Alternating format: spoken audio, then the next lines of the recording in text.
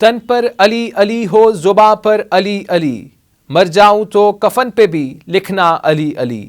یورپی تاریخ کی بہادر ترین قوم کے بارے میں چشم کشا حقائق، وائکنگز کی قبروں سے ملنے والے کفن کو دیکھ کر ماہرین آثار قدیمہ دم بخود۔ اسکینڈینیویا کی قبروں میں اللہ اور علی کے ناموں کی دریافت نے دنیا میں تہلکہ مچا دیا۔ گوروں کی برتری کے قائل سپر مارشسٹوں میں بھی کھلبلی۔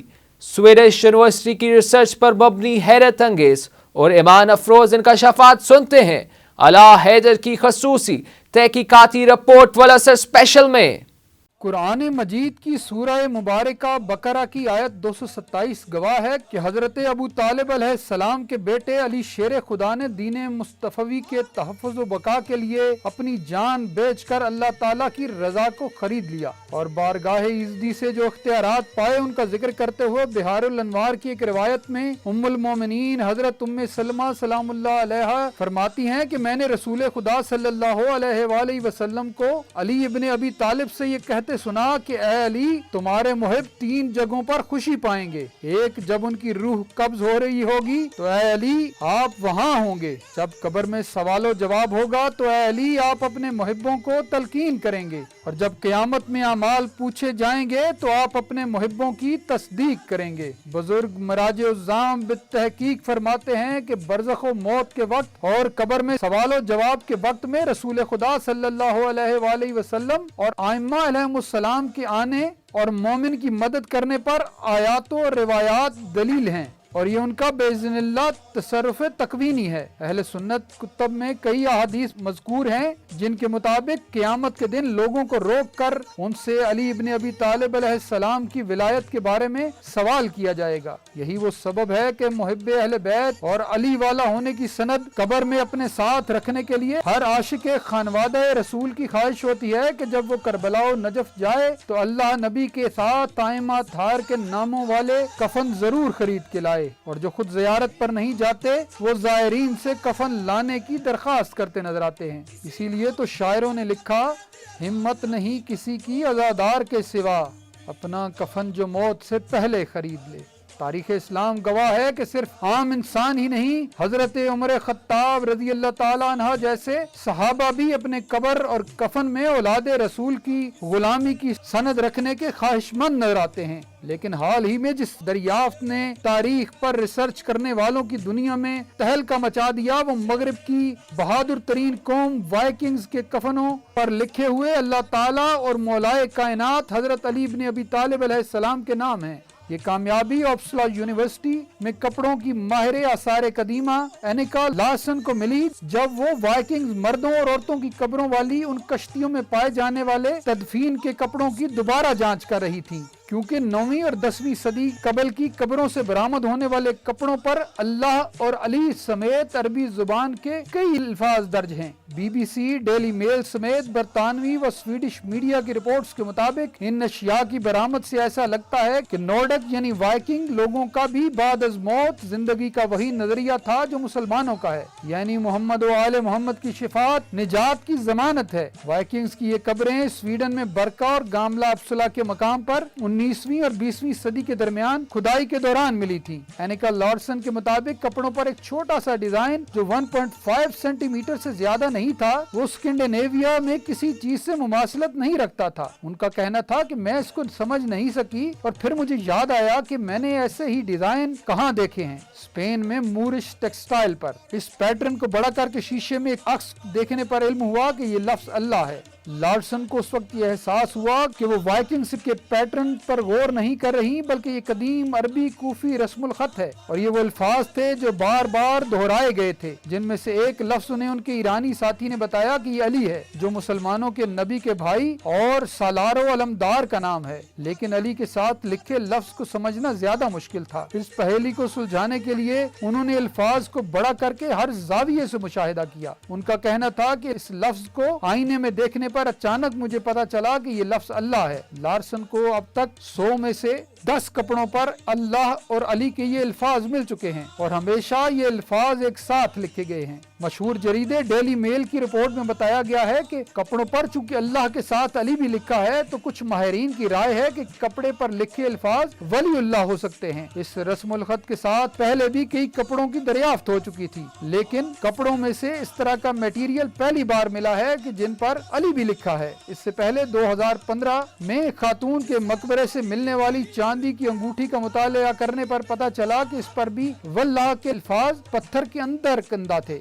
स्वीडिश मुहक्किक एनका कहती हैं कि मैं जानती हूँ अली का तमाम मुस्लिम गिरोह बिलखुसूस शिया बहुत ज्यादा एहतराम करते हैं और ये हैरान कुन होगा कि उनका कोई ताल्लुक वाइकिंग्स के साथ हो। लार्सन को उम्मीद है कि वो मजीद दरियाफ्तें करने में कामयाब होंगी। उनका कहना था कि अब चूंकि मैं वाइकिंग के इन नमूनों को मुख्तलिफ नजर से देख रही हूँ, इसलिए मुझे यकीन है कि मुझे खुदाई के बाद वाइकिंग की इस तरह की मजीद कब्रें, अशिया या फिर फनपारे मिल सकते हैं जिन पर अरबी जुबान में लिखाई मौजूद हो।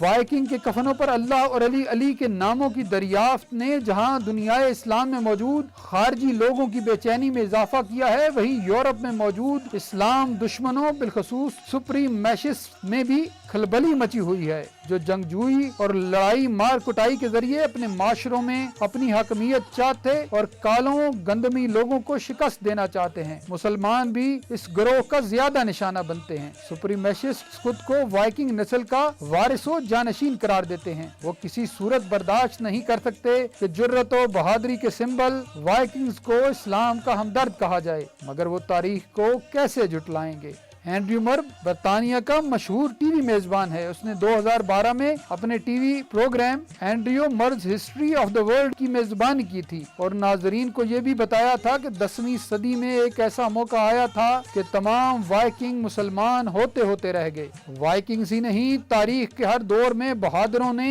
अपना रिश्ता फातह खैबर शेर खुदा अली अल मुर्तजा अलैहिस्सलाम के साथ जोड़ा है। इस्लामी दुनिया की बहादुर तरीन पाकिस्तानी फौज का सबसे बड़ा निशान भी निशान हैदर है, लेकिन अफसोस कि एक डिक्टेटर जियाउल हक ने पाक फौज के नाराए हैदरी पर पाबंदी लगा दी। कायदे मिल्लत जाफरिया आगा सैयद हामिद अली शाह मूसवी के बकौल डिक्टेटर का ये इकदाम पाक फौज से दलेरी का जज्बा छीनने के मुतरादिफ था, लेकिन कोई जो मर्जी कर ले, शिया सुन्नी मुसलमानों के दिलों से शेर खुदा मुश्किल कुशा अली अल मुर्तजा अलैहिस्सलाम की मोहब्बत कम नहीं कर सकता। इसीलिए दुश्मन के सामने हर महाज पर नाराए हैदरी गूंजता नजर आता है। ये भी बताते चलें कि वाइकिंग स्कैंडिनेविया के ऐसे महमजूद ताजिर और बहादुर थे जिन्होंने 8वीं सदी के अवाखिर से 11वीं सदी के अवाइल तक यूरोप के वसी इलाके पर योरिश की और उन्हें अपनी नौ आबादी बनाया। कई सौ साल तक यूरोप वाइकिंग्स का गुलाम रहा। इसी दुश्मनी और नाकामी की वजह से यूरोपियन इन्हें जालिम, कज़ाक, लुटेरे और जंगजू के तौर पर पेश करते हैं, लेकिन उनकी बाकियात इसकी नफी करती है। वाइकिंग बाशिंदों ने अपनी मशहूर लंबी कश्तियों से मशरिक में कुस्तुनतुनिया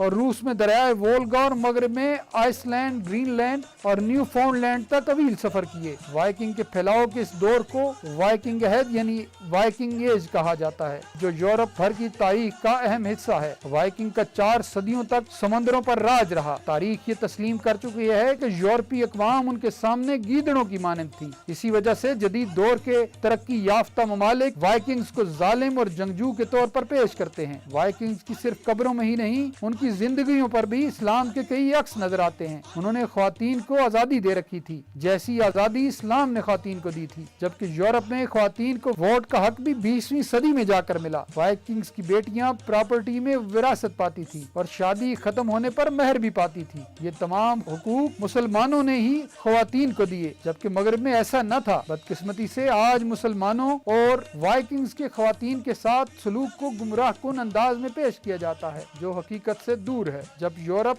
गलाजत में लिथड़ा था, वाइकिंग्स हद दर्जा तक के हाइजीनिक थे। ट्वीजर, रेजर, कंगियां, एयर क्लीनर वगैरह के आसार उसका सबूत हैं। वो हफ्ते में कम से कम एक बार गुस्ल को जरूरी समझते थे, जबकि यूरोपियन तो साल में शाज ही उसल करते थे। यूरोप में गलाजत गलियों में बहती थी, निकासी आब का कोई इंतजाम न था। यही वजह है कि वहाँ ताउन जैसी बीमारियों की बहुतायत थी। सवाल ये पैदा होता है कि जब यूरोप वालों के मिजाज और सफाई की आदत ऐसी ایسی نہ تھیں تو وائکنگز نے یہ عادات کہاں سے لی؟ اگر معمولی غور کیا جائے تو یہ تمام مسلمانوں سے ہی لی گئی تھی، کیونکہ اسلام اور اہل بیت علیہ السلام نظافت اور طہارت کو اسلام کی روح قرار دیتے ہیں، اور وائکنگز کا طرز زندگی مسلمانوں سے ملتا نظر آتا ہے۔ وائکنگ صرف جنگجو نہ تھے، وہ بہترین زراعت کرنے والے تھے، بہترین جہاز ساز اور انجینئر تھے، بہترین فلسفہ دان تھے۔ تصور کریں کہ 1000 سال پہلے ایسے لوگ تھے جن کے جہاز اسکینڈینیویا سے کینیڈا تک سمندروں میں دوڑے پھرتے تھے۔ مغربی تاریخ کولمبس کو جان جوکھوں میں ڈالنے کے بعد امریکہ دریافت کرنے کا بتاتی ہے، جبکہ اصل میں کولمبس سے 500 سال قبل کہیں آسانی کے ساتھ وائکنگز نے امریکہ کو دریافت کر لیا تھا۔ اکثر وائکنگز توحید کے قائل تھے اور ان کے فلاسفرز نے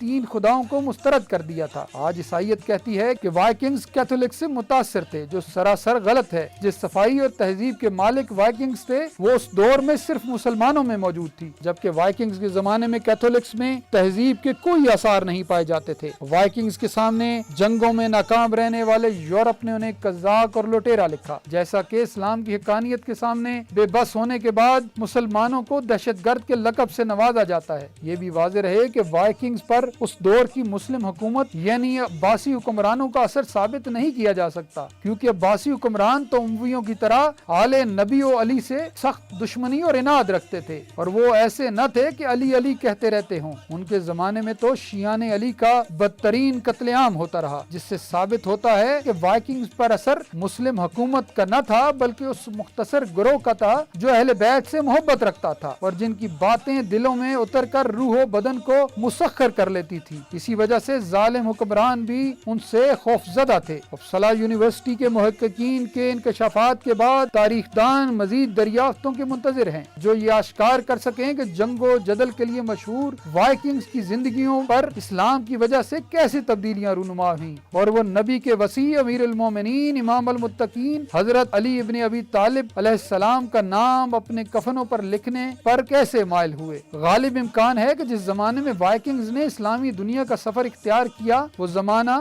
امام علی ابن موسیٰ رضا علیہ السلام کا تھا۔ ہو سکتا ہے کسی وائکنگ لیڈر نے خراسان کے والی کے کسی درس میں شرکت کی ہو سکتا ہے تاریخ یہ ثابت کرے کہ نبی کریم کی اولاد و فرزندان فاطمہ سلام اللہ علیہ میں سے کوئی سید حکمرانوں کے جبر اور زمانے کی ناقدری کے باعث وطن سے ہجرت پر مجبور ہوا ہو اور وائکنگز جیسے جنگجوؤں کو اسلام کی حقانیت کا درس دے گیا ہو اور نبی اور خدا تک رسائی کے راستے باب العلم شیر خدا علی المرتضیٰ کے مقام سے آشنا کر گیا ہو، اور جرت و دلیری کے پیکر وائکنگز کائنات کے سب سے بڑے بہادر حضرت علی المرتضیٰ علیہ السلام کی عظمت کے سامنے سر تسلیم خم کرنے پر مجبور ہو گئے ہوں۔ اغلب امکان ہے کہ تاریخ کی دریافتیں جلد ہی یہ بولنے لگیں کہ بی بی پاک دامن شاہ عبداللہ غازی سخی سرور موسوی الکاظمی جیسے اولاد علی کی طرح امام زین العابدین یا امام موسیٰ کاظم علیہ السلام کا کوئی بیٹا حکمرانوں کے ظلم سے مجبور ہو کر ہجرت کے بعد اسکینڈینیویا میں آن بسا ہو اور اللہ نبی اور علی کا نقش وہاں جما کر چلا گیا ہو۔ یورپ کے تاریخ معاشرے میں علم و آگہی کی روشنی کی کرن بکھیرنے اور اللہ علی ان کے کفنوں پر لکھوانے کا درس دینے والی عظیم گمنام ہستیوں کو سلام پیش کرتے ہوئے بارگاہ خداوندی میں یہ دعا ہے کہ خداوند عالم ہم سب کو یہ توفیق دے کہ علی کا نام کفن پر سجانے کے ساتھ ساتھ ان کی سیرت اور محبت اپنے کردار و عمل پر بھی سجا لیں، تاکہ جب قبر میں علی سے ملاقات ہو تو جسم کے انگ انگ سے علی المرتضیٰ کی محبت اور پیروی کی روشنی پھوٹ رہی ہو، اور ہم قبر میں فرشتوں کو یہ کہہ سکیں جو پوچھنا ہے مجھ سے نکیرین پوچھ لو، اب آ گئے علی میری نصرت کے واسطے۔